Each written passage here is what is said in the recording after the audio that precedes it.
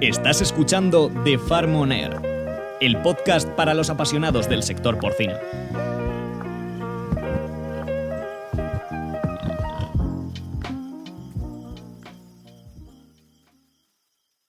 Buenos días, buenas tardes, buenas noches. Bienvenidos a un nuevo podcast de The Farm On Air y Amprogapor. Hoy volvemos a estar, Miguel Ángel y yo, aquí. La última vez que nos vimos hace bien poquito te dije que tenía ganas de volver a hablar contigo y lo hemos cumplido pronto, ¿verdad? Sí. Hoy vamos a hacer un pequeño giro a nuestro baile habitual. Hoy me llevas, ¿vale? Hoy me llevas y, bueno, hoy venimos a hablar un poco de este tema de, bueno, vamos a hablar de comunicación, vamos a hablar de granjas, vamos a hablar de macrogranjas, vamos a hablar de estos términos que existen, que nos empeñamos en ocultar, pero bueno, están ahí, ¿no?, en el sector. Sí, yo creo que por eso era importante lo que dijimos en el otro podcast que estuvimos hablando de que hay que hablar un poquito también de comunicación y de imagen, pues lo traemos aquí. Es decir, y ha sido una polémica muy fuerte, muy dura, que tendríamos que algún día también reflexionar de cómo ha ido circundando y cómo ha ido pasando la polémica, también cómo hemos ido colocando nuestros mensajes, y también nos hemos dado cuenta que no solo es colocar los mensajes, sino interlocutor te los compre y te los coja, se llama el periodista. Pero dentro de esta polémica, al final, digamos que la escalada y la cascada de cosas han ido pasando de intensivo a extensivo, si hay diferencias, si hay similitudes, qué es lo que hay que priorizar. Y al final hemos terminado en un término de macrogranja. En el término famoso macrogranja. Y lo voy a repetir otra vez, macrogranja. ¿Por qué? Porque los medios lo han usado por activa y por pasiva. Nosotros, y lo tenemos claro y lo sabemos todos, no está definido ni nadie sabe lo que es macrogranja, pero es que está en la calle el término. Y lo que no podemos hacer es ponernos una venda en los ojos y decirte, no utilices ese término porque no está escrito en ningún lado. Pues realmente creo yo que eso no es la Este relato nos lo han ganado, ¿eh? Nos lo han ganado porque la palabra es muy llamativa. Es una palabra chula. No es supercalifragilístico espialidoso, pero casi. Entonces es una palabra chula para la prensa, sobre todo. Nosotros ya hemos empezado a decir que obviamente término, lo que pasa es que es un término que no nos gusta. No nos gusta por el uso que se le da. Es un uso que lo que estás buscando es un perjuicio hacia aquel que utilizas esa palabra. Es una palabra peyorativa. Y mira que hay otras granjas, hay otras palabras con prefijos superlativos, como supermercado, hipermercado, megafactoría, que a todo el mundo le retrotrae a su mente que son cosas positivas. ¡Ay, qué chulo! Mira el Superman, ¿sabes? Pero cuando vas a macro o a macrogranja, todo el mundo ya le han dicho que es una cosa mala. Y claro, pues hay que analizar un poquito. No nos podemos decir, no, esos están equivocados porque como no existen las macrogranjas no están definidas. Bueno, pues hay que escuchar. ¿Qué nos dicen y cuáles serían los principios que nos dicen que es una macrogranja? Pues una granja grande donde hay muchos animales. Uh-huh. Y a partir de ahí entramos en un limbo peligroso. Por eso yo creo que es importante que nosotros también a nivel nuestro empecemos a hablar de estos aspectos. Porque para ti, ¿qué podría ser una macrogranja, Miguel? Claro, yo cuando primero hablas de macrogranja, ¿no? Y lo primero que te va a esto, yo creo que para mí hay que analizar tres factores básicamente a la hora de analizar qué es grande, qué no es grande, qué es macro, qué no es macro. Y cómo afectan a los stakeholders, que no me sale otra palabra quizá, los actores, ¿no?, de la cadena. de ese sitio. Y el primer stakeholder que hay ahí, el primer damnificado o el primero, al primero que le afecta esto es al animal, ¿no? Vamos a poner el animal, aunque deberíamos quizá hablar del ser humano, pero vamos a poner el animal. Al animal, una granja más grande le afecta a cero. Absolutamente. Eso yo creo que es una de las cosas clarísimas que hay que decir. Un animal en una granja de 500 tiene el mismo espacio, el mismo formato, los mismos comederos por animal, debería tener la misma ventilación, pero lo cierto es que en una granja más pequeña, que seguramente sea más antigua, sea peor. Pero sin entrar en ese debate, que creo que es ridículo, no. Lo que sí sabemos es que tiene el mismo espacio, la misma capacidad para beber, la misma capacidad para comer y debería tener la misma calidad de aire y el mismo Entonces, esa reflexión para mí me parece que es crítica y muy importante. Es decir, una granja está compuesta por diferentes naves. Puedes tener una nave de 500 animales, que lo considerarías una granja pequeña, dices eso no es una granja, pero puedes tener 10 módulos de 500 cada uno. Cada uno de los animales que hay en cada uno de los módulos no sabe cuántas otras naves hay igual que él, porque el efecto que tiene sobre él es exactamente igual. O sea, el bienestar del animal está individualizado independientemente del tamaño. Esto yo creo que es muy importante hablarlo, ¿no? Y cuando se hablan de macrogranja, bien, el primero, el impacto sobre el animal. El impacto sobre el animal es cero, independientemente de cómo sea de grande. Y nos vamos a la segunda, el impacto sobre el humano. Para mí el impacto sobre el humano es netamente positivo. Es decir, por muchas cosas, ¿no? La primera de todas es la capacidad para, por ejemplo, poder irte de vacaciones si estás en una granja con un tamaño determinado que permite que haya rotación de los trabajadores, que la gente una pueda ir a descansar, otra no. Yo tengo la suerte de haber visto mucha tipología de granja. En las granjas de 300 madres, que yo he tenido una granja genética de ese tamaño, pues desgraciadamente las personas que estaban allí no podían ir a ningún sitio. No podían. Claro, desde el punto de vista social creo que lo tenemos claro y por eso precisamente las granjas han evolucionado en ese tamaño y sobre todo no solo desde el punto de vista social, sino es que se está viendo que la continuidad del medio rural y del campo se llama y el principal clave es el relevo generacional. Que tengas, y el relevo generacional se consigue por rentabilidad económica y porque tengas un sitio digno donde trabajar. Si eso no somos capaces de darlo, el medio rural está muerto. Por eso, cuando estamos hablando de macrogranjas, realmente para nosotros lo que nos viene en mente se llama una granja dimensionada. No es una macrogranja, es una granja dimensionada, pero ese término lo tenemos ahí encima de la mesa, yo lo comparto absolutamente contigo. Pero además otro aspecto también importante cuando estamos hablando de una granja dimensionada, que es el tema de medio ambiente. Las emisiones y la gestión de purín nuevamente son individualizados por animal. En función del tipo de animales son los tipos que necesitas. Y con un factor más detonante, que yo creo que es el clave. Una granja dimensionada puede afrontar inversiones estructurales que una granja pequeña no pueda, sobre todo en aspectos medioambientales. Si tenemos que poner un separador sólido líquido o alguna otra tecnología, la tecnología cuesta lo mismo independientemente del tamaño de la granja. Si una granja que lo puedas amortizar, lo vas a implementar. Si no lo puedes amortizar, no lo vas a tener. Esto es así. Este era efectivamente el tercer punto que hay que hablar, el medio ambiente, ¿no? Es evidente. A ver, es cierto, y esto hay que hablarlo, que una mayor cantidad de animales, si los llevas a un espacio menor, o sea, no al espacio que requieren, sino los tienes en cuenta solo como ese punto concreto en el que están, es cierto que podría ser una actividad más contaminante. Esto es así. ¿Qué ocurre? Que no es así como se dimensiona en el espacio europeo.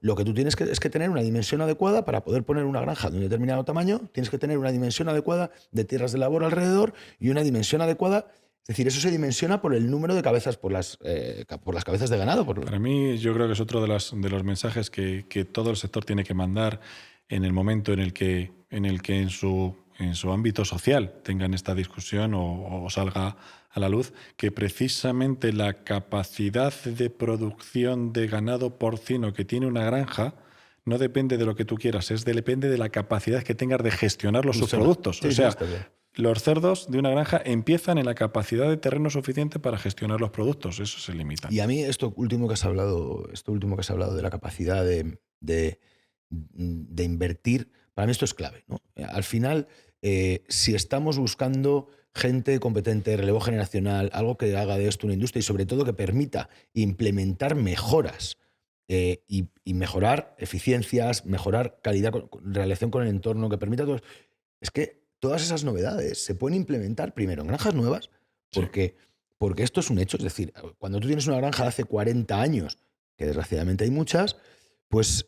Oye, cuidado, si están bien gestionadas, bien actualizadas y están bien renovadas, chapó. Porque... Bueno, tú sabes que mi padre acaba de comprar una y que le está haciendo todos los cambios posibles. Yo no defiendo eso. Lo que digo es que la inversión para ese sitio la hay que rehacer. Claro. Y cuando tú tienes una granja nueva, no la tienes. Y que si tienes que hacer una reinversión en una granja en la que va a haber 500 cerdos de cebo, ¿vale?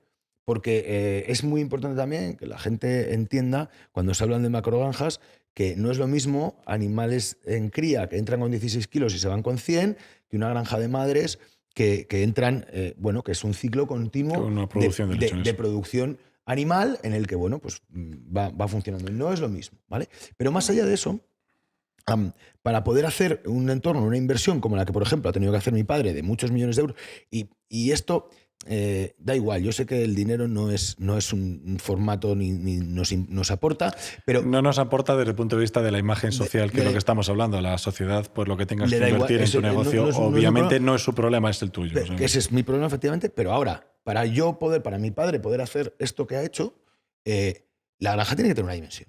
Tiene que tener una dimensión porque si no, no la rebaja el rentabilizar es que no lo puede hacer. O sea, quiero decir, es que tú no puedes aumentar el bienestar animal de tus animales, cubrir las granjas o las bolsas de purín para que no huela mal, quemar el metal. O sea, todo eso, separar sólido, pues todas las cosas que toca hacer en una granja, si no hay una dimensión que lo pague, señores, no lo podemos hacer. Y esto, aunque queramos, ¿no? Entonces... Yo creo que esto es un tema que hay que poner encima de la mesa. Yo también hay que poner otro aspecto, que es lo que hemos dicho, el tema de si habría o no habría que definir lo del término macrogranja. Y eso entra en muchos componentes. Yo sobre todo lo digo porque el término macrogranja desafortunadamente salió del sector. Es que somos nosotros los mismos que primero tiramos la piedra por arriba y luego nos ponemos debajo para que nos caiga. El término macrogranja, y lo sabe todo el mundo, fue y se creó para la denominación de una granja de vacuno de leche que estaba pendiente de si se puede o no se puede hacer en Noviercas, en Soria. Una granja, yo no la conozco muy bien el proceso, solo sé que lo que siempre se ha hablado, no sé si era 1, 2, 3 o 4 granjas, las que habían eran 25.000 vacas lecheras, lo que se quería o se quiere o se pretende poner en Noviercas. Ahí fue el detonante y el punto inicial del término macrogranjas. Según la nueva normativa que van a aprobar de vacuno, una vaca lechera es una UGM.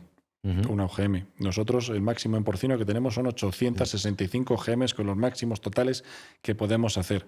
Esa granja se transformaría en 25.000 UGMs. Es decir, cuando estamos hablando de macrogranjas, ¿a qué nos referimos? Por eso, cuando a mí me dicen, ¿y qué es una macrogranja? Hombre, pues para mí, desde mi punto de vista español, porque tengo una normativa, te diría que todo lo que sea más grande de 864 UGMs, en el caso del porcino, pues lo podríamos considerar una macrogranja. ¿Hay macrogranjas de ese tipo en España? Pues hay granjas en España de más de 864 UGMs, que se hicieron en los años 90, antes de que lo reguláramos. ¿Cuántas hay? Muy pocas. 7 u 8, y además creo que todo el sector las conoce, con nombres y apellidos, porque sabe todo el mundo que son las históricas, que se hicieron en su momento, son legales, son buenas, funcionan, tienen su vida y no hay ningún problema. Pero ya, en el contexto a partir del año 2000, no se pueden hacer.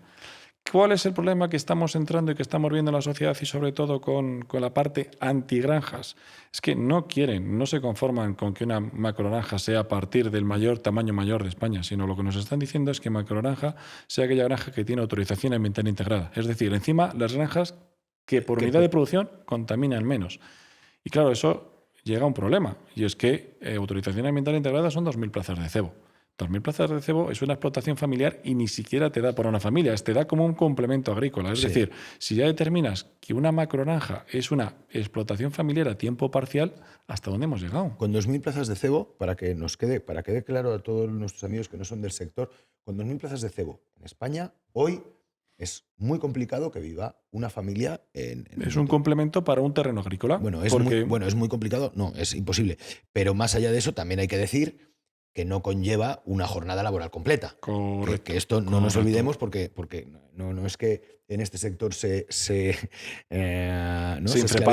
esclavice a nadie, sino que esto es un trabajo de 2-3 horas al día, ¿vale? Y te da te da un dinero que es un complemento. Que bienvenido sea, ¿no? Pero yo os digo que para mí era simplemente señalarlo como lo perverso que es este debate. También lo perverso que es este debate de que si nosotros eso lo vamos trasladando a otras especies ganaderas, me inclino a vacuno de leche porque a lo mejor es el que más llamativo podría ser, estaríamos hablando de que ya 300 vacas ya sería una macrogranja. En España hay que reconocer que las granjas de más de 850 UGMs, nosotros en porcino tenemos esas 7 o 10 que todo el mundo conoce, las que más hay son las de vacuno de leche. O sea, lo normal en vacuno de leche es que tengas más de 800 vacas. Por favor, es lo lógico y lo normal. Claro.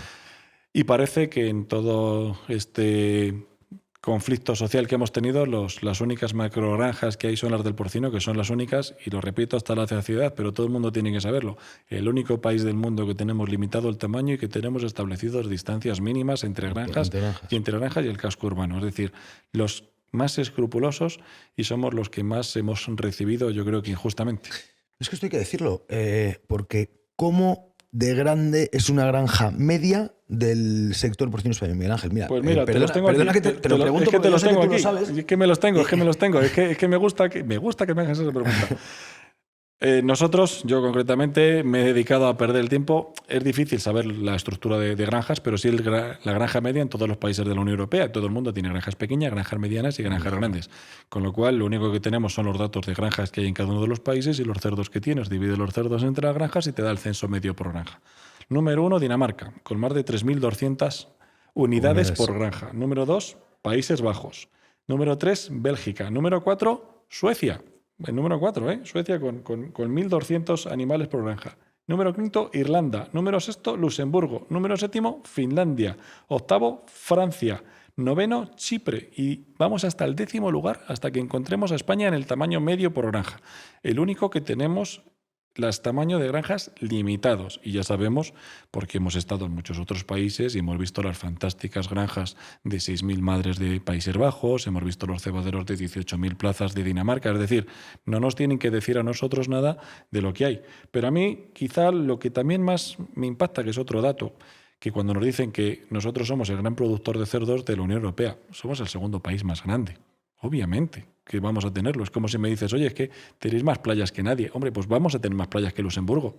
A poco que nos miremos, ya te lo digo yo, vamos a salir en el ranking de playas comparado con Luxemburgo. Altos. Creo que vamos a salir altos. Bueno, pero hay que ponderarlo. Para mí es el otro trabajo que me he dedicado a hacer, que te quiero decir en un momento para que reflexiones. Son kilos de carne de cerdo producido por kilómetro cuadrado. Claro. Número 1, Países Bajos. Claro. 40 kilos de cerdo por kilómetro cuadrado. Ojo, que siempre lo he dicho, esto lo hago con los kilómetros cuadrados. No he quitado a la población humana, ¿eh? Sí, No he quitado a la población humana. Es decir, en todos los kilómetros, 40. Dinamarca, 37 kilos de carne de cerdo por kilómetro cuadrado. Bélgica, 36 kilos de carne de cerdo por kilómetro cuadrado. Malta, 14 kilos de carne de cerdo por kilómetro cuadrado. Alemania, 14 kilos de carne de cerdo por kilómetro cuadrado. Y vamos al 6º lugar, aparece España, con 9,8. Es que aquí viene otra de las 4 veces especificidades. menos. Viene otra de las especificidades que para mí son importantes. Venimos hablando de la España vaciada, o vacía, no me gusta mucho el término de vaciada, porque implica que ha habido algo voluntarioso en vaciarla y no tengo tan claro que haya sido así.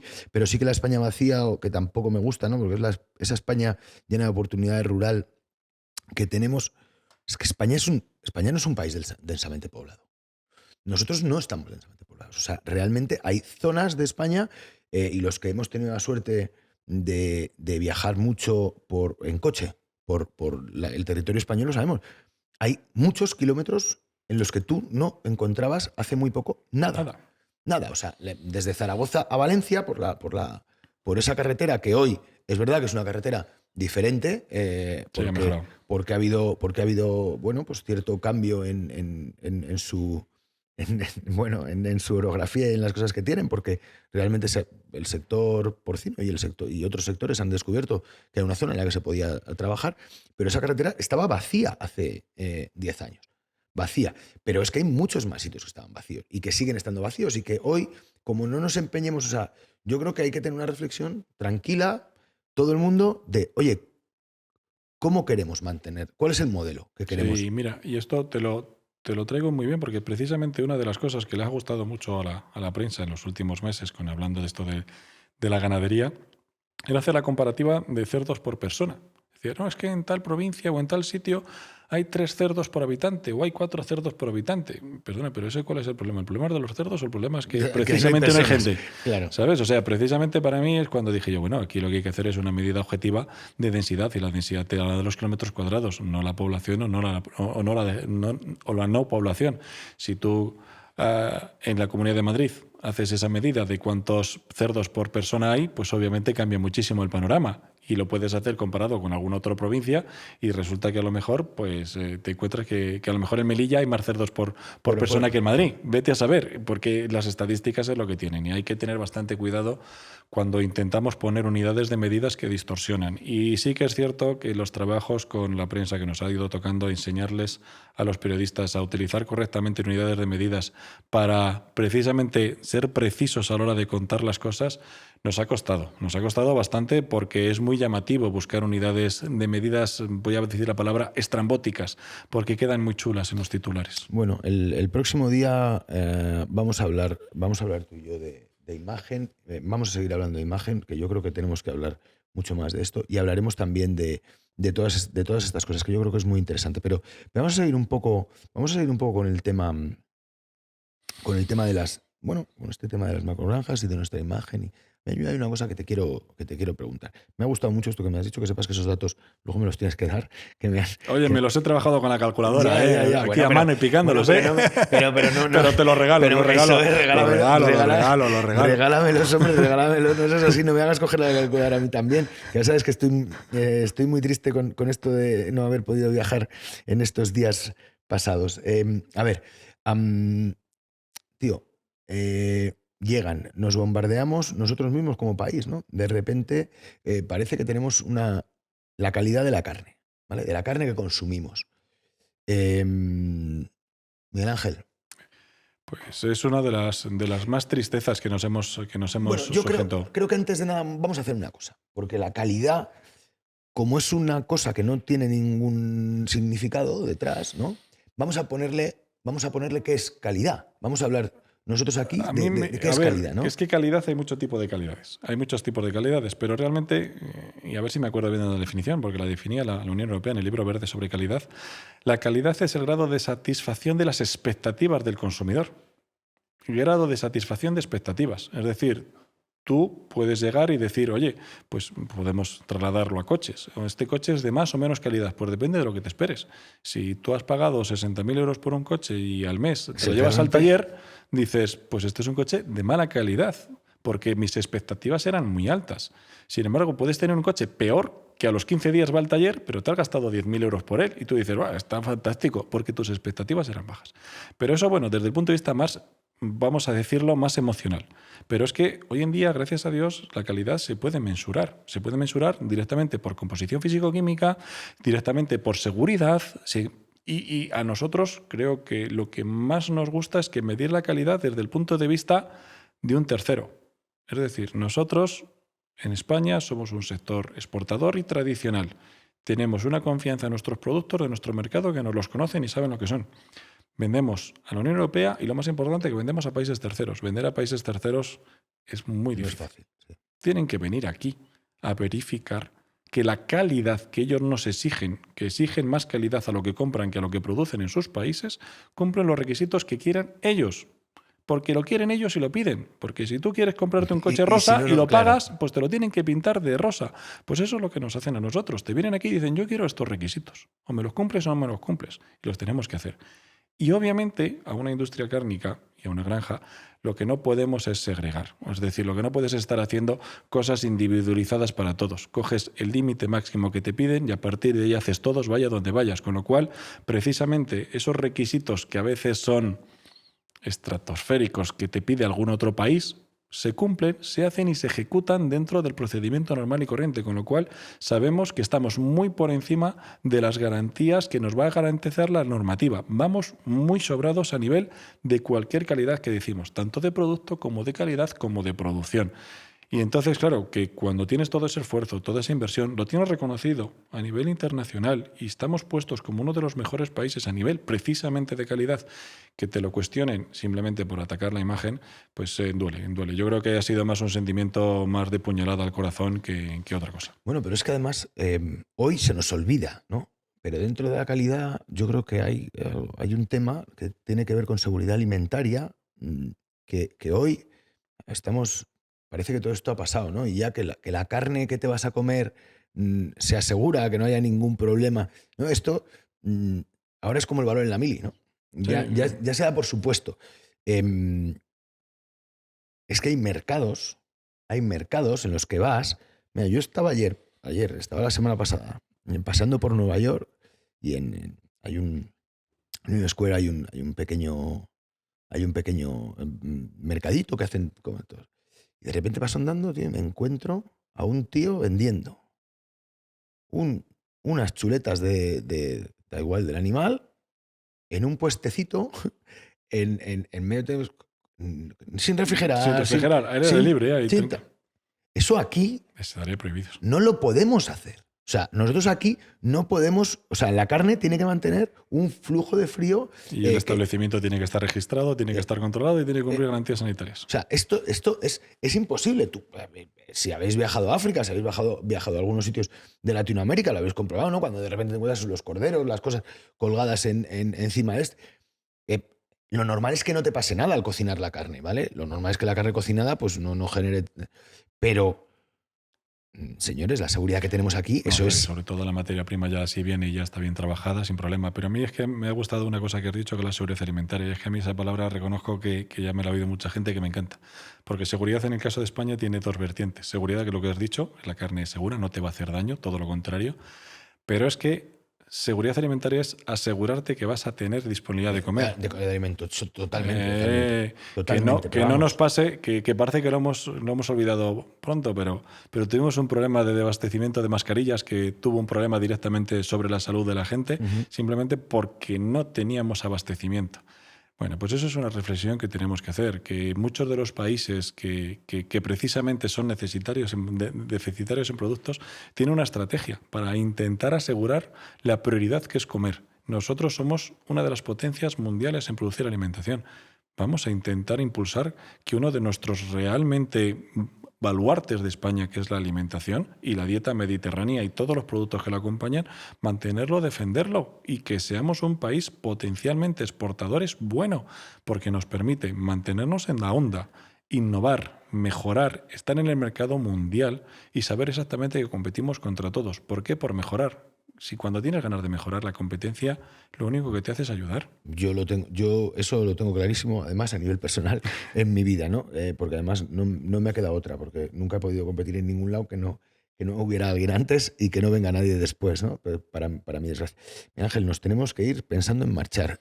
¿Hay algo más que quieras que No, charlemos? simplemente que yo creo que tenemos que ir charlando de lo que tú has dicho. El siguiente que vamos a hablar de estos aspectos específicos de comunicar. Creo que los mensajes los hemos ido trabajando y sabemos lo que hay que comunicar.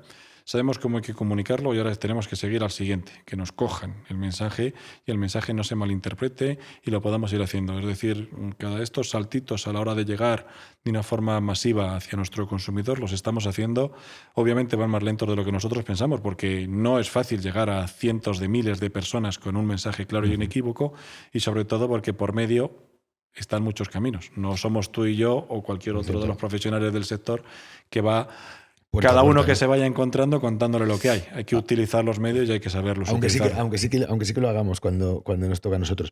Bueno, para mí ha sido una conversación maravillosa. De verdad tenía muchas ganas de hablar de macrogranjas.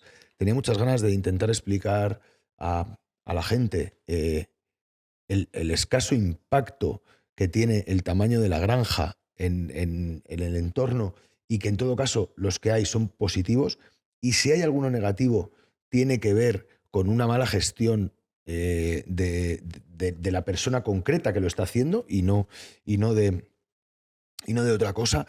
Pero bueno, tenía muchas ganas de hablar de esto y tenía muchas ganas de hablar de lo que hacemos, ¿no? Que es cuidar animales para alimentar al mundo. Y el tamaño de la granja simplemente es una herramienta. Es decir, hay que enfocarse que efectivamente el término macrogranja es peyorativo, no nos gusta, son granjas dimensionadas que te van a permitir la seguridad sanitaria y una viabilidad económica, y con una viabilidad económica conseguimos una sostenibilidad ambiental, porque es lo que nos lo va a permitir. Es decir, no vemos ningún futuro en una ganadería, ni en España ni en el resto del mundo, sin unas granjas correctamente dimensionadas que sean capaces de afrontar los retos que nos pide la sociedad. Está claro. Pues con esto y un bizcocho, hasta la semana que viene. Muchísimas gracias, Miguel Ángel. A ti, Miguel. Un abrazo a todos. Acabas de escuchar The Farm On Air. Te esperamos en el próximo capítulo.